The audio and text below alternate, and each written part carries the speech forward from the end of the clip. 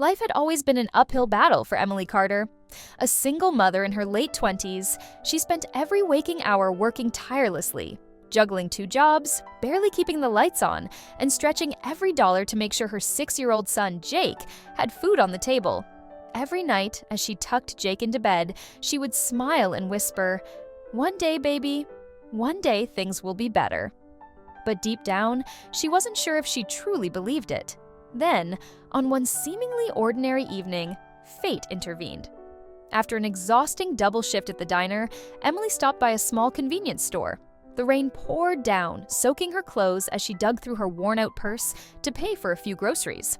As the cashier rang up her items, her tired eyes landed on the brightly colored lottery tickets by the register. It was just $1, a single dollar that could buy a dream.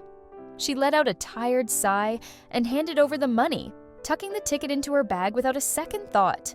Just a silly habit. After all, people like her didn't win the lottery. Days passed. She forgot about the ticket entirely until she saw the winning numbers on the news. Her heart nearly stopped.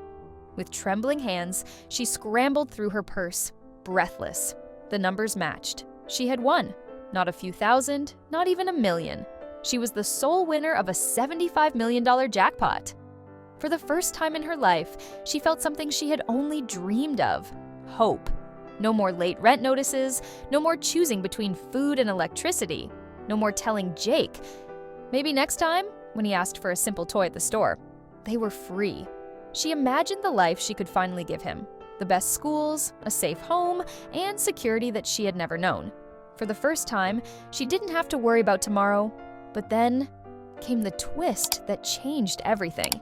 As she sat on the couch, watching the news replay stories about the lucky winner, her phone vibrated with a social media notification. She mindlessly scrolled until a single post caught her attention. An elderly man, probably in his late 70s, stood in the rain, looking broken. His frail hands clutched a crumpled newspaper as he spoke to a reporter, his voice shaking. "I played the same numbers for 20 years, he whispered. "I always bought my ticket from that store, but that night, I lost it." Emily's stomach dropped. Her hands tightened around the ticket as she read further. The man, Mr. Franklin, was a retired veteran who had fallen on hard times. His wife had passed away years ago, and his only son had cut ties with him.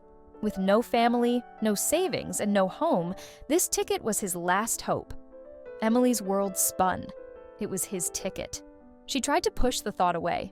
How could she even be sure? She had bought it fair and square. And hadn't life been cruel to her as well? Didn't she deserve this break? She looked at Jake, her beautiful boy, fast asleep, dreaming of a future she could finally give him. But the old man's words wouldn't leave her. Days passed. The news covered the story endlessly. A missing ticket, a desperate search. And then, something unexpected. A surveillance image from that night surfaced online. The photo showed an old man standing by the register, fumbling with his pockets. And in the very next frame, Emily walking up behind him, unknowingly picking up a small piece of paper he had dropped. The truth was out. She felt the walls closing in. Would she keep the money? Would she stay silent? She met with a lawyer. There was no legal obligation to return it. It was hers to claim. But morally? Deep pause. On the day of the press conference, Emily stood before a room full of reporters, clutching the winning ticket with trembling fingers. Jake stood by her side, his tiny hand gripping hers. Cameras flashed. The world watched. The lottery officials prepared to sign over the money. She took a deep breath, her voice shaking. "I can't take this." Gasps filled the room. Reporters leaned forward, stunned. Whispers erupted. Had they heard her correctly? Tears streamed down Emily's face as she lifted the ticket and turned toward the back of the room, where a frail old man sat in disbelief. With shaking hands, she walked toward him, kneeling so they were at eye level. She gently placed the ticket in his hand. "It was always yours," she whispered. "It's time for you to have a little bit of peace." The silence was deafening. The old man clutched the ticket, his body trembling. Not from age, but from shock. His lips quivered as he tried to speak, but no words came. Then, suddenly, he wept.